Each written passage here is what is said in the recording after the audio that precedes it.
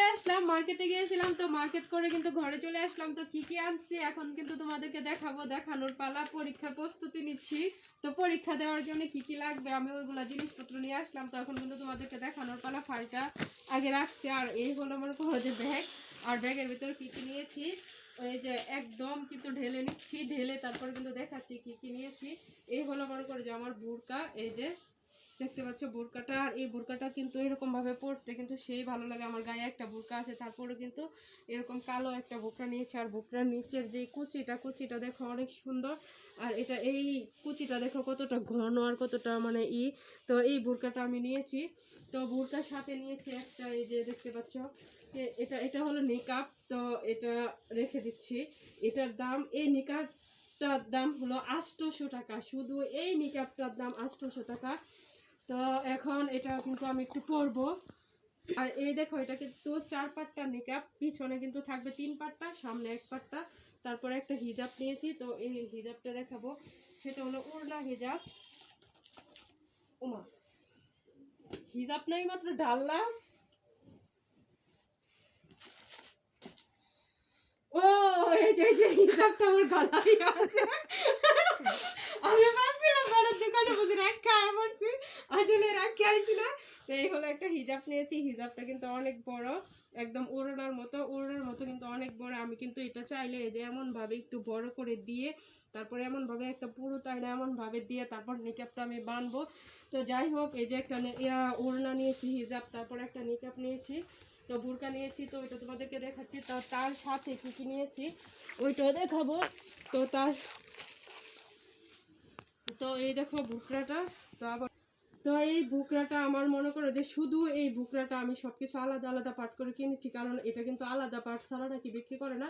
তো এই বুকরাটার দাম হলো 1000 টাকা। তো আমি 1000 টাকা দিয়ে এই বুকরাটা নিয়েছি।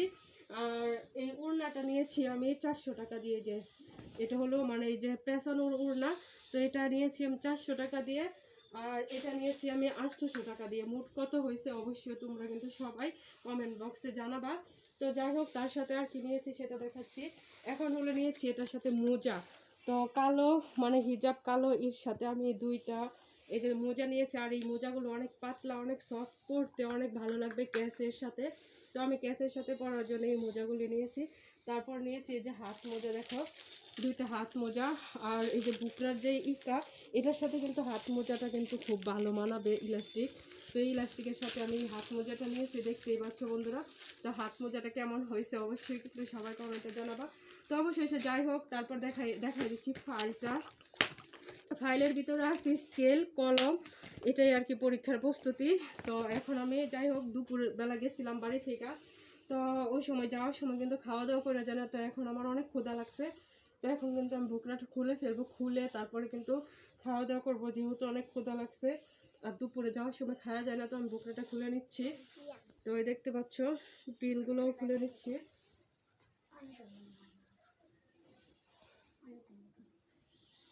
তো অবশেষে সবকিছু খোলা শেষে এখন কিন্তু আমি নিকাবটা পরে নেবো, নিকাবটা কেমন হয়েছে এটা দেখার জন্য। কারণ এত কষ্ট করে গিয়া মনে করো যে মার্কেট থেকে এই বুকরাটা নিয়ে আসলাম, দুপুরবেলা গেছি, দুপুরবেলা যাওয়ার পর তারপরে কিন্তু আমি এই নিকাবটা মানে শুধুমাত্র এই নিকাবটাই মানে চয়েস। তো এটা পরার জন্য আমি হয়েছি। তো এখন চলে যাবো ওই যে আয়নার কাছে গিয়ে দেখে তারপরে কিন্তু পরবো। তো এই হলো আমার নিকাবটা, আমি কিন্তু বেঁধে ফেললাম। তো বন্ধুরা আসলে এই নিকাবটা কিন্তু আমার মন মতো হয়েছে। কেমন হয়েছে আমার মন মতো হয়েছে, তোমাদের কাছে কেমন লাগছে অবশ্যই কিন্তু কমেন্ট করে জানাবা আমার নিকাবটা কেমন হয়েছে।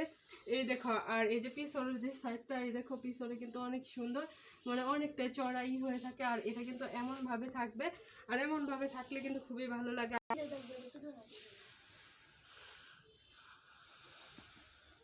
তো এই হলো নিকাবটা, আমার পরাটা কেমন হয়েছে অবশ্যই কিন্তু সবাই কমেন্টে জানাবা।